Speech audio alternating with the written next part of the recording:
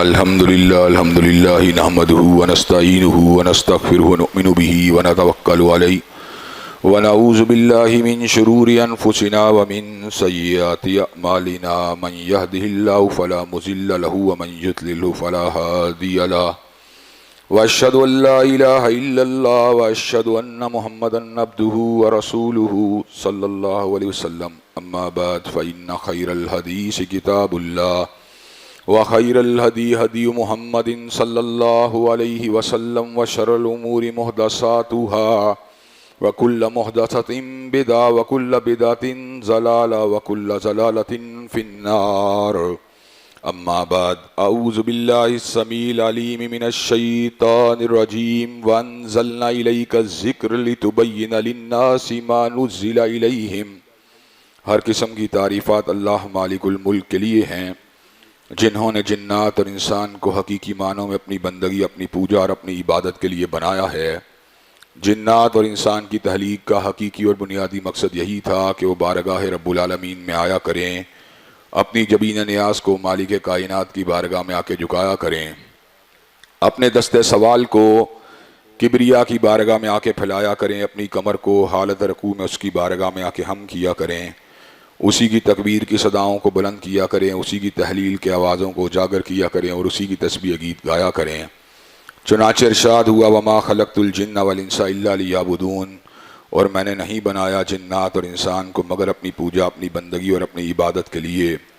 حمد و ثنا کے بعد عرب عرب انگنت اور بے شمار درود و سلام ہوں اس ہستی اقدس و مقدس پر کہ جن کا نام نامی اور اسم گرامی محمد کریم صلی اللہ علیہ وآلہ آلہ وصحبہ وبارک وسلم ہے۔ اللہ رب العزت نے سید العرب والعجم، امام المتقین والابرار، حضرت اشرف الانبیاء والمرسلین، حضرت خاتم النبیین جناب محمد کریم صلی اللہ علیہ وسلم کو اہل کائنات کی ہدایت اور ان کی رہنمائی کے لیے مبعوث فرمایا، اور آپ کی ذات بابرکات کے ذریعے اہل کائنات کی ہدایت اور ان کی رہنمائی کا خوب بندوبست فرمایا۔ اللہ تبارک و تعالیٰ نے آپ کی سیرت طیبہ میں طرح طرح کی خصوصیات کو ودیعت فرما دیا تھا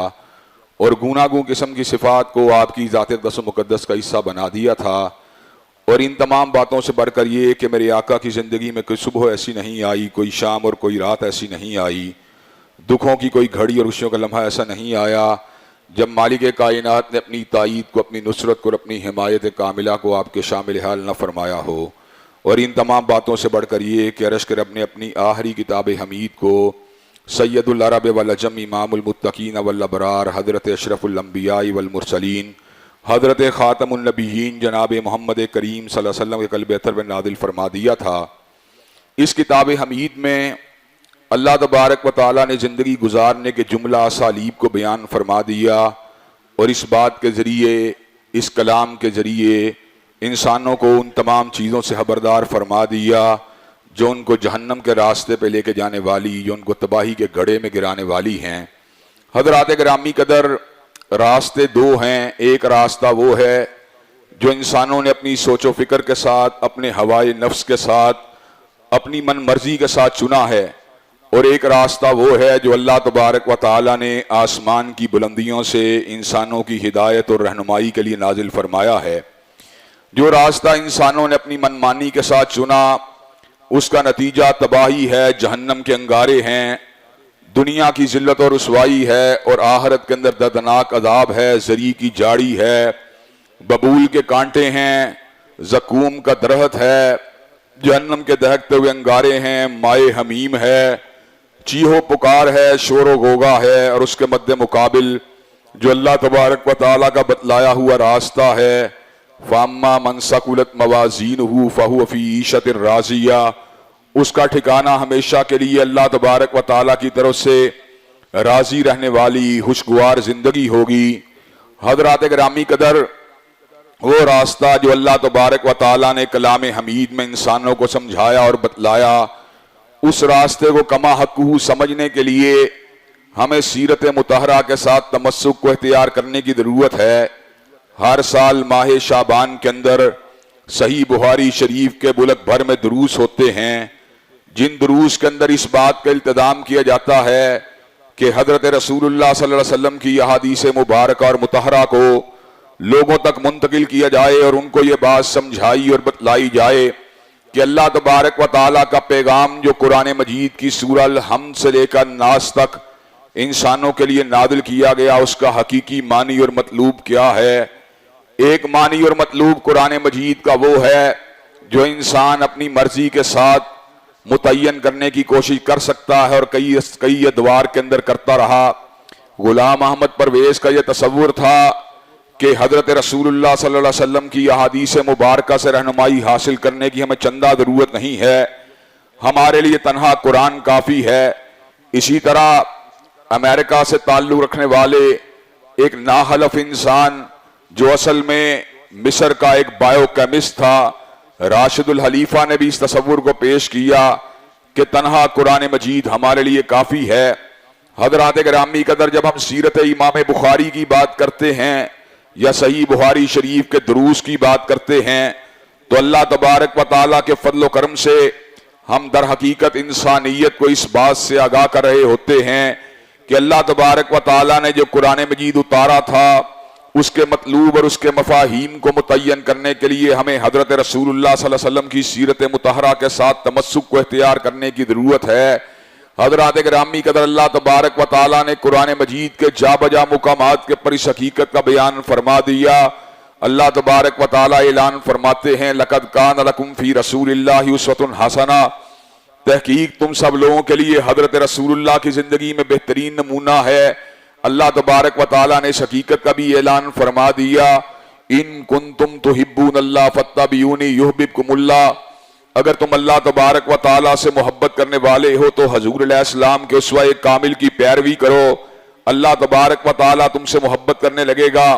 اللہ تبارک و تعالیٰ نے اس حقیقت کا بھی ابلاغ فرما دیا من یطع الرسول فقد اطاع اللہ، جس نے حضور کی بات کو مانا ہے اس نے در حقیقت حضور اقدس اور حضور انور کی بات کو نہیں مانا بلکہ اس نے مالک کائنات کی بات کو مانا ہے۔ حضرات گرامی قدر، اللہ تبارک و تعالیٰ کی ذات اور اس کی بات اور اس کی صفات سے یہ بات معلوم ہوتی ہے کہ اللہ تبارک و تعالیٰ خطا سے بھی پاک ہیں، سہو سے بھی پاک ہیں، نسیان سے بھی پاک ہیں۔ جس وقت حضرت موسیٰ علیہ السلام فرعون کے پاس آئے تو فرعون نے قوم کو ورگلانے کے لیے سیدنا موسیٰ علیہ السلام کے سامنے اس سوال کو رکھا تھا، کہا فما بال القرون الاولی، جو دنیا سے چلے جانے والے لوگ ہیں ان کے انجام کار کے بارے میں تم کیا کہتے ہو؟ تو سیدنا موسیٰ علیہ السلام نے جواب میں کہا تھا علمھا عند ربی فی کتاب لا یضل ربی ولا ینسا، ان کا علم میرے پروردگار عالم کے پاس ایک کتاب کے اندر موجود ہے، نہ میرا رب کبھی بھولا ہے نہ کبھی اس کو نسیان ہوا ہے۔ اللہ تبارک و تعالیٰ کا علم اتنا پرفیکٹ اور اتنا پرسائز ہے کہ ہم اپنی سانسوں کو نہیں جانتے لیکن وہ ہمارے یوم ولادت سے لے کر یوم وفات تک ہر سانس کو گن رہا ہے۔ ہم ایک منٹ کے اندر اپنے دھڑکتے ہوئے دل کو نہیں جانتے لیکن وہ ہمارے شکم مادر سے لے کر ہماری قبر کی وادی تک اترنے تک ہمارے دل کی ہر دھڑکن کو جان رہا ہے۔ اللہ تبارک و تعالیٰ نے سینکڑوں جنگلات کو پیدا کیا، سینکڑوں جنگلات میں ہزاروں درختوں کو پیدا کیا اور ہر درخت کے اوپر ہزاروں پتوں کو پیدا کیا۔ وما تسقط من ورقۃ الا یعلمھا، کوئی پتا ایسا نہیں جو مالک کائنات کے اذن یا اس کے علم کے بغیر کائنات میں گرتا ہو۔ اللہ یعلم ما تحمل کل انثی، اللہ تبارک و تعالیٰ کو علم ہوتا ہے رحم مادر کے اندر کیا ہے، اللہ تبارک و تعالیٰ کو علم ہے کل کیا ہونے والا ہے، اللہ تبارک و تعالیٰ کا علم حقیقی ہے، اللہ تبارک و تعالیٰ کا علم قطعی ہے۔ اسی طرح حضرات گرامی قدر، ہمیں کتاب و سنت سے یہ علم بھی حاصل ہوا کہ حضرت رسول اللہ صلی اللہ علیہ وسلم کا علم بھی جو ہے ہر قسم کی خطا سے پاک ہے، اس لیے کہ ہم نے علم کو حاصل کیا، علامہ شہید سے حاصل کیا، انہوں نے علم کو حاصل کیا، حضرت حافظ محمد گوندلوی سے حاصل کیا، انہوں نے علم کو حاصل کیا، حافظ عبد المنان وزیر آبادی سے حاصل کیا، انہوں نے علم کو حاصل کیا، سید نصیر سے حاصل کیا، انہوں نے علم کو حاصل کیا، حضرت شاہ اسحاق سے حاصل کیا، انہوں نے علم کو حاصل کیا، حضرت شاہ عبدالعزیز سے حاصل کیا، انہوں نے علم کو حاصل کیا، حضرت شاہ ولی اللہ سے حاصل کیا۔ بات بڑھتی بڑھتی امیر المومنین فی الحدیث حجت اللہ فی الارض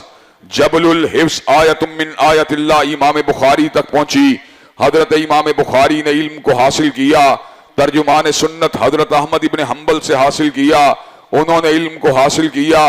امام علم و حلم حضرت شافعی سے حاصل کیا، انہوں نے علم کو حاصل کیا، امام دار الہجرہ حضرت امام مالک سے حاصل کیا، انہوں نے علم کو حاصل کیا،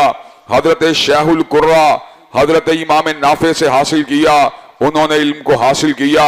حضرت محدث امت محدث ملت حضرت عبداللہ ابن عمر سے حاصل کیا، انہوں نے علم کو حاصل کیا، حضرت رسول اللہ سے حاصل کیا صلی اللہ علیہ وسلم۔ لیکن جب حضور کی باری آئی وَمَا كُنْتَ تَتْلُو مِنْ قَبْلِهِ مِنْ كِتَابٍ وَلَا تَخُطُّهُ بِيَمِينِكَ إِذًا لَّارْتَابَ الْمُبْطِلُونَ بَلْ هُوَ آيَاتٌ بَيِّنَاتٌ فِي صُدُورِ الَّذِينَ أُوتُوا الْعِلْمَ۔ حضور نے علم کو حاصل کیا، علام الغیوب سے حاصل کیا، ستار العیوب سے حاصل کیا، غفار الذنوب سے حاصل کیا، حضور نے علم کو حاصل کیا، مالک الملک سے حاصل کیا، ذوالجلال والاکرام سے حاصل کیا، حضور نے علم کو حاصل کیا، غافر الذنب سے حاصل کیا، قابل التوب سے حاصل کیا، حضور نے علم کو حاصل کیا، سریع الحساب سے حاصل کیا، شدید العقاب سے حاصل کیا، حضور نے علم کو حاصل کیا، اول سے حاصل کیا، آخر سے حاصل کیا، ظاہر سے حاصل کیا، باطن سے حاصل کیا، حضور نے علم کو حاصل کیا، مالک الملک سے حاصل کیا، حضور نے علم کو حاصل کیا، ذوالجلال والاکرام سے حاصل کیا، حضور نے علم کو حاصل کیا، علیم بذات الصدور سے حاصل کیا، حضور نے علم کو حاصل کیا، فعال لما یرید سے حاصل کیا۔ حضرات گرامی قدر جس طرح اللہ کا علم لا یذل ربی ولا ینسا ہے، اسی طرح حضور کا علم وما ینطق عن الہوا ان هو الا وحی یوحی ہے کہ حضور علیہ السلام کا علم جو ہے اس کے اندر نہ کوئی نسیان کی آمیزش ہے، حضور کے حاصل ہونے والے علم کے اندر نہ کسی قسم کے کھوٹ کی آمیزش ہے، حضور کو حاصل ہونے والے علم کے اندر نہ کسی قسم کے صاف کی آمیزش ہے۔ حضور نے علم کو براہ راست فعال لما یرید علی کل شیء قدیر سے حاصل کیا۔ حضرات گرامی قدر چنانچہ ہم اس بات کو سمجھتے ہیں حضرت رسول اللہ صلی اللہ علیہ وسلم کے فرامین واضحہ کو قرآن مجید کی آیات مبارکہ سے کبھی بھی جدا نہیں کیا جا سکتا۔ قرآن مجید کی آیات اپنی دلالت کے لیے ہمیشہ حضور علیہ السلام کے فرامین واضحہ کے ساتھ انٹیگریٹ رہیں گی۔ حضرت امام بخاری رحمت اللہ علیہ کا یہ عظیم الشان کارنامہ کہ آپ نے حضور علیہ السلام کی احادیث مبارکہ کو جمع کرنے کے لیے اپنی زندگی کو وقف فرما دیا،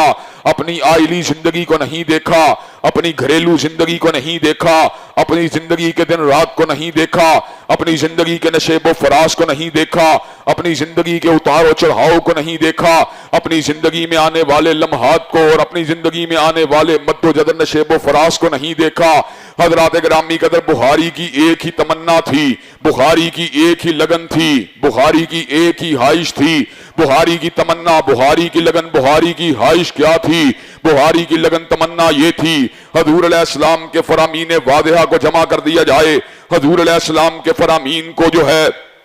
اکٹھا کر لیا جائے تاکہ اللہ تبارک و تعالیٰ کے قرآن مجید کو صحیح معنوں میں سمجھا جا سکے۔ حضرات گرامی قدر جب قرآن مجید کو تنہا سمجھنے کی بات کی جاتی ہے تو اس بات کی طرف ہماری طبیعت راغب ہوتی ہے اور ہم اس بات کو باپنے کی کوشش کرتے ہیں کہ یہ دعویٰ محض عبث ہے اور اس دعوے کی نہ کوئی بنیاد ہے نہ کوئی حقیقت ہے۔ حضرات گرامی قدر آپ ذرا اس بات کے پر غور کیجئے، اللہ تبارک و تعالیٰ نے قرآن مجید کے متعدد مقامات کے پر اس حقیقت کو واضح فرما دیا کہ جس حقیقت کے اپنی توضیح و تشریح اور تفسیر، توضیح تشریح و تفسیر کے لیے ہمیں حضور اختر کے اطہر کے فرامین واضحہ کے ساتھ تمسک کو اختیار کرنے کی ضرورت ہے۔ حضرات گرامی قدر اللہ تبارک و تعالیٰ قرآن مجید میں اعلان فرماتے ہیں حافظوا علی الصلوات والصلاۃ الوسطی، نمازوں کی حفاظت کرو، خصوصاً نماز وسطیٰ کی حفاظت کیا کرو۔ حضرات گرامی قدر نماز وسطیٰ کی حفاظت کا ذکر اللہ تبارک و تعالیٰ نے قرآن مجید میں فرما دیا۔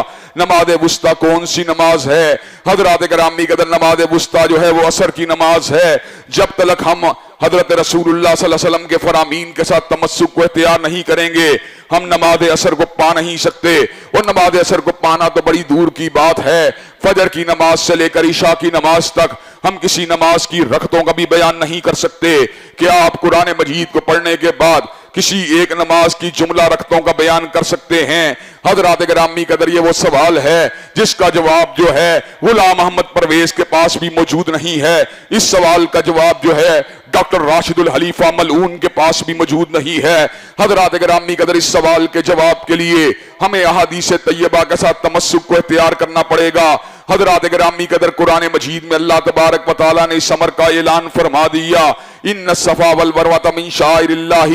ان الصفا والمروۃ من شعائر اللہ فمن حج البیت او اعتمر فلا جناح علیہ ان یطوف بہما ومن تطوع خیرا فإن اللہ شاکر علیم. بے شک صفا اور مروہ اللہ تبارک و تعالیٰ کی نشانیاں ہیں. جو حج اور عمرے کا ارادہ کرتا ہے اس کو صفا مروہ کا طواف کرنا ہوگا. صفا مروہ کے طواف کے لیے کیا آپ کو مروہ پہ پہلے جانا پڑے گا یا صفا پہ پہلے جانا پڑے گا؟ یہ چکر کو مکمل کرنے کا یہ ایک عمومی انداز ہوتا ہے. صفا سے لے کے مروہ سے لے کر صفا تک ایک گول چکر مکمل ہوتا ہے. لیکن ہمیں احادیث طیبہ نے بتلا دیا یہ چکر جو ہوتا ہے صفا سے لے کے مروہ تک ایک چکر مکمل ہو جاتا ہے. ہمیں احادیث طیبہ نے بتلا دیا مروہ سے لے کے صفا تک دوسرا چکر مکمل ہو جاتا ہے. گویا کہ قرآن مجید کے دلالت کو سمجھنے کے لیے قرآن مجید کے مفاہیم اور مطالب کو سمجھنے کے لیے ہم احادیث طیبہ کے محتاج ہیں. قرآن مجید میں اللہ تبارک و تعالیٰ نے اس امر کا اعلان فرما دیا الحج اشہر معلومات.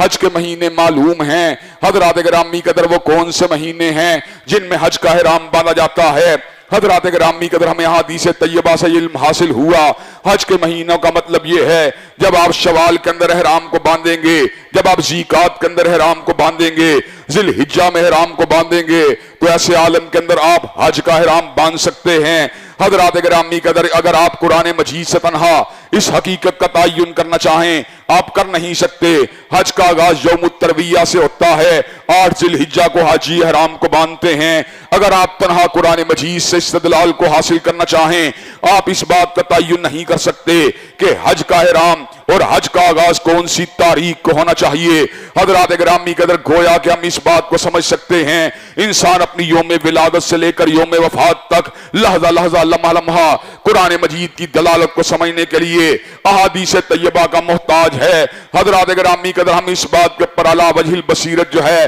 پیرا دینا چاہتے ہیں اور اس بات کو لوگوں کے سامنے ببانگ دہل بیان کرنا چاہتے ہیں. قرآن مجید کی دلالت کو سمجھنے کے لیے قرآن مجید کے مفاہیم اور مطالب کو سمجھنے کے لیے ہمیں احادیث طیبہ سے تمسک کو اختیار کرنا پڑے گا. ہمیں احادیث طیبہ سے اپنے تعلق کو جوڑنا پڑے گا. حضرات گرامی قدر امام بخاری رحمت اللہ علیہ کا عظیم الشان کارنامہ 7500 ایسے فرامین کو بتکرار جمع فرما دیا جن کے اندر حضرت رسول اللہ صلی اللہ علیہ وسلم کی احادیث کا بیان ہے اور اپنی کتاب کی سیٹنگ کے ذریعے اس بات کو سمجھا دیا کہ کتاب کا آغاز اس بات سے ہوتا ہے انما الاعمال بالنیات. اعمال کا دار و مدار نیتوں کے اوپر ہے اور اختتام کس بات کے اوپر ہوتا ہے کلمتان حبیبتان الی الرحمن ثقیلتان فی المیزان خفیفتان علی اللسان سبحان اللہ و بحمدہ سبحان اللہ العظیم. اس بات کو ثابت فرما دیا کہ انسان کے اعمال کا انجام جو ہوگا انسان کی زندگی کا انجام جو ہوگا وہ اعمال کے تلنے کے اوپر ہوگا. حضرات گرامی قدر گویا کہ اس حقیقت کو سمجھا دیا وہ دین جو اصلاح نیت سے شروع ہوتا ہے وہ اعمال کے تلنے کے اوپر جا کے ختم ہوگا. فَأَمَّا مَنْ ثَقُلَتْ مَوَازِينُهُ فَهُوَ فِي عِيشَةٍ رَاضِيَّةٍ. جس کا دایاں پلڑا بھاری ہوگا وہ جنتی ہو جائے گا. وَأَمَّا مَنْ خَفَّتْ مَوَازِينُهُ فَأُمُّهُ هَاوِيَةٌ. اور جس کا بایاں پلڑا بھاری ہوگا وہ جہنم کے دہکتے ہوئے انگاروں میں چلا جائے گا. حضرات گرامی قدر حضرت رسول اللہ صلی اللہ علیہ وسلم مرکز کائنات ہیں. حضرت رسول اللہ صلی اللہ علیہ وسلم محور کائنات ہیں. حضرت رسول اللہ صلی اللہ علیہ وسلم کا اسوہ کامل ہے. حضرت رسول اللہ صلی اللہ علیہ وسلم کی حدیث جو ہے وہ انسانوں کے اقوال کی امام ہے اور غامدی جیسے فکر رکھنے والے لوگوں کے سامنے ہم اس بات کو ببانگ دہل بیان کر دینا چاہتے ہیں اس طرح حضور علیہ السلام کا طریقہ طریقوں کا امام ہے, آپ کی فکر افکار کی امام ہے, آپ کی سوچ تحیلات کی امام ہے. اسی طرح حضرت رسول اللہ صلی اللہ علیہ وسلم کی حدیث جو ہے وہ انسانوں کے اقوال کی امام ہے اور حضرت رسول اللہ صلی اللہ علیہ وسلم کی احادیث واضحہ سے تمسک کو اختیار کیے بغیر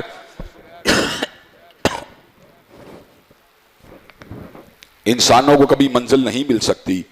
انسانوں کو منزل کو حاصل کرنے کے لیے ہر صورت احادیث طیبہ سے تمسک کو اختیار کرنا پڑے گا اور احادیث طیبہ سے تمسک کو اختیار کر ہی کر ہم صحیح معنوں میں قرآن مجید کے مطالب اور مفاہیم کو سمجھ سکتے ہیں۔ اللہ تبارک و تعالی ہم کو صحیح معنوں میں احادیث طیبہ کے ساتھ مضبوط تعلق کو استوار کرنے کی توفیق دے۔ وآخر دعوانا ان الحمدللہ رب العالمین۔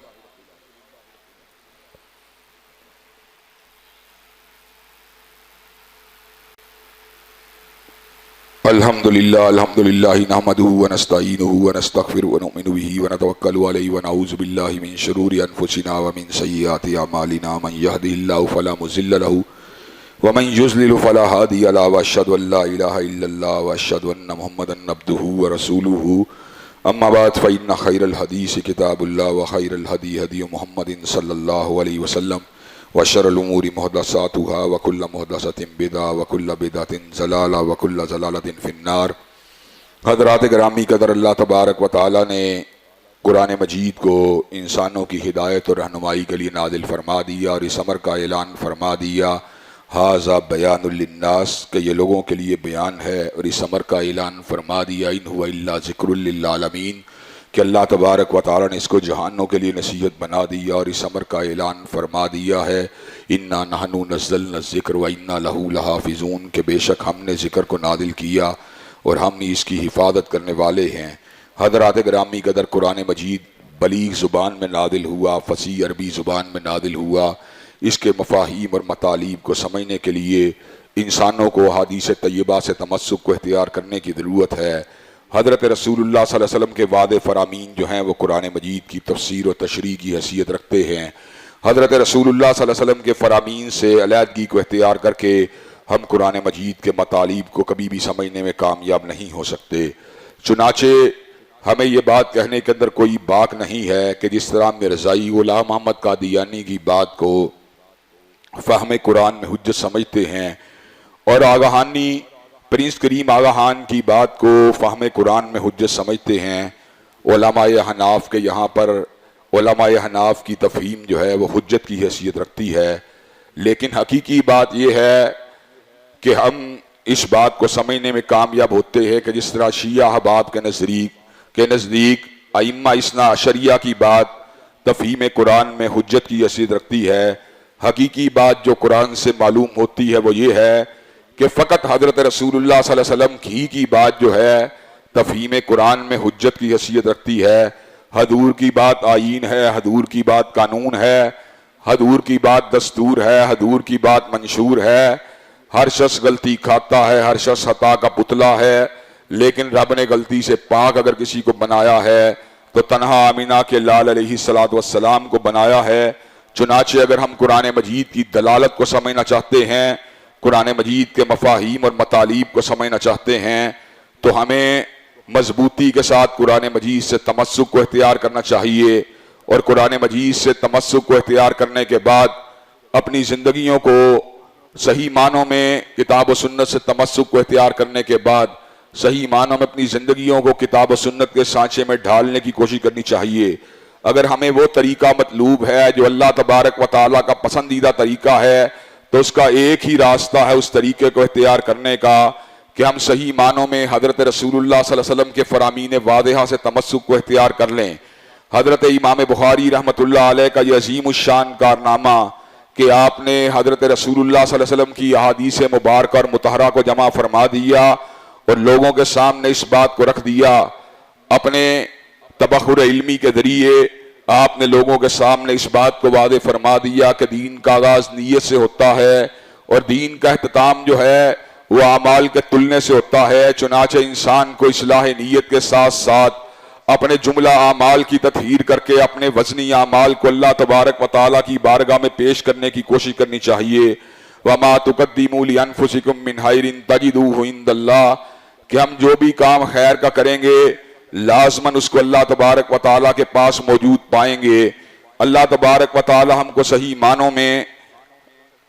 کتاب و سنت کے ساتھ تمسک کو اختیار کرنے کی اور اسوہ رسول سے رہنمائی حاصل کرنے کی توفیق دے۔ اللہ تبارک و تعالیٰ کے فضل و کرم سے، آپ احباب کی دعاؤں سے میری طبیعت جو ہے اللہ تبارک و تعالیٰ کے فضل و کرم سے بتدریج بہتری کی طرف مائل ہے۔ انشاءاللہ آنے والے ایام کے اندر اللہ تبارک و تعالیٰ دوبارہ پہلے کی طرح خدمت دین کی سعادت سے بہرور ضرور کرے گا۔